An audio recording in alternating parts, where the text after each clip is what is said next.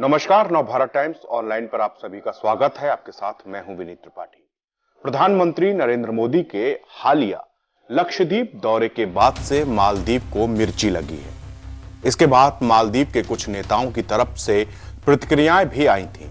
इस कड़ी में मालदीव की युवा सशक्तिकरण, सूचना और कला उप मंत्री मरियम सियोना ने पीएम मोदी को लेकर विवादित टिप्पणी की। मालदीव की मंत्री की यह टिप्पणी पीएम मोदी की तरफ से लक्षद्वीप यात्रा की तस्वीरें पोस्ट करने के बाद आई थी। मरियम ने पीएम नरेंद्र मोदी के लिए जोकर और इजराइल की कठपुतली जैसे शब्दों का प्रयोग किया था। विवाद बढ़ने के बाद उन्होंने ये ट्वीट डिलीट कर दिया। मालदीव के एक और मंत्री अब्दुल्ला मोहजुम माजिद ने सोशल मीडिया पर एक पोस्ट साझा किया था, जिसमें उन्होंने लिखा था कि मालदीव के पर्यटन को निशाना बनाने के लिए मैं भारत के पर्यटन को शुभकामनाएं देता हूं, लेकिन भारत को हमारे पर्यटन सेक्टर से कड़ी टक्कर मिलेगी। इसी को लेकर अब सोशल मीडिया में मालदीव को ट्रोल किया जा रहा है। पीएम मोदी पर विवादित बयान के बाद भारत और मालदीव में कूटनीतिक तनातनी भी देखने को मिल रही है। मीडिया रिपोर्ट के अनुसार भारत सरकार ने इस मुद्दे को मालदीव के समक्ष उठाया है।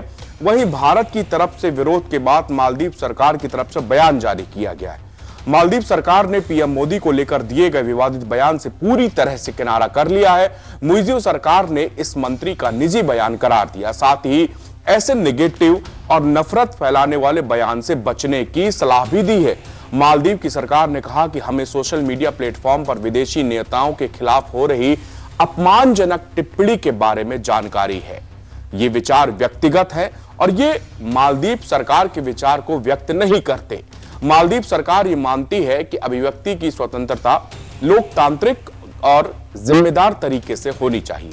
इसके लिए किसी भी तरह की घृणा, नकारात्मकता नहीं फैलनी चाहिए। साथ ही इससे मालदीव और उसके अंतर्राष्ट्रीय भागीदारों के बीच करीबी संबंधों में बाधा भी नहीं बननी चाहिए। मालदीव को इकोनॉमी, मछली पालन, टूरिज्म पर पूरी तरह से डिपेंड है। टूरिज्म मालदीव की सबसे बड़ी इंडस्ट्री है। मालदीव की इकोनॉमी में टूरिज्म की हिस्सेदारी 28% तक है। वहीं फॉरेन एक्सचेंज में 60% योगदान टूरिज्म का है। हिंद महासागर में स्थित एक द्वीप देश हॉलिडे का सबसे बड़ा डेस्टिनेशन है। हर साल लाखों की संख्या में टूरिज्म यहां पर आते हैं। छुट्टियां मनाने या घूमने के लिहाज से मालदीव दुनिया के सबसे खूबसूरत देशों में एक है। छोटे छोटे द्वीपों वाले इस देश की खूबसूरती लोगों को खींच लाती है।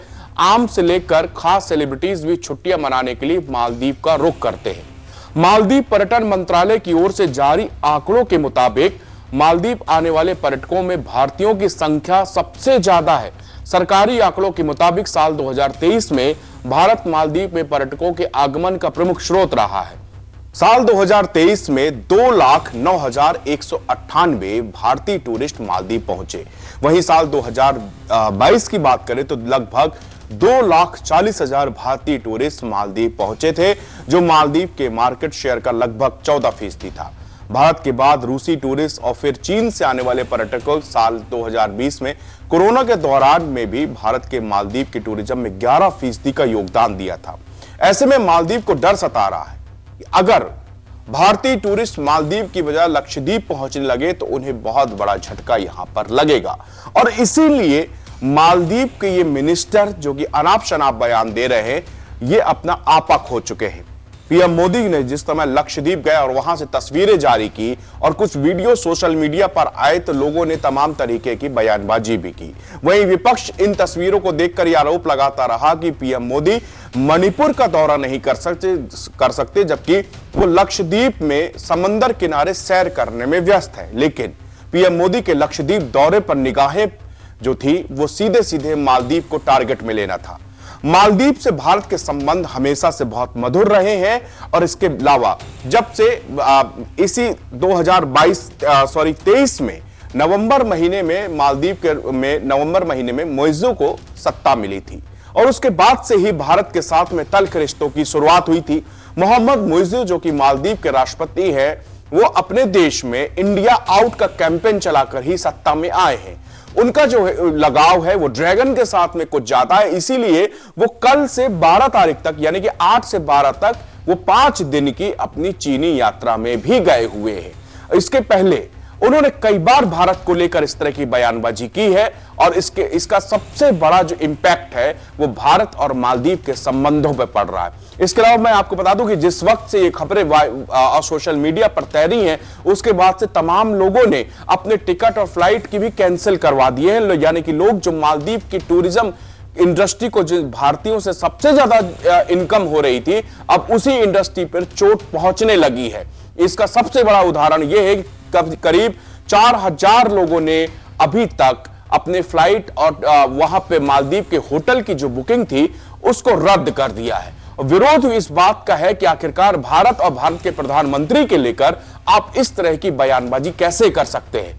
आप कूटनीतिक तरीके से अगर आपको किसी तरह की किसी दूसरे देश से परेशानियां हैं तो आप उसको बातचीत से हल कर सकते हैं, लेकिन आपको यह इजाजत कोई नहीं देता कि आप ऐसी बयानबाजी किसी दूसरे देश के मुल्क के नेता के लिए करते हैं। तो मालदीव की इकोनॉमी में जो चोट यहां पर पड़ने वाली है उससे यह देश अब करा जाएगा।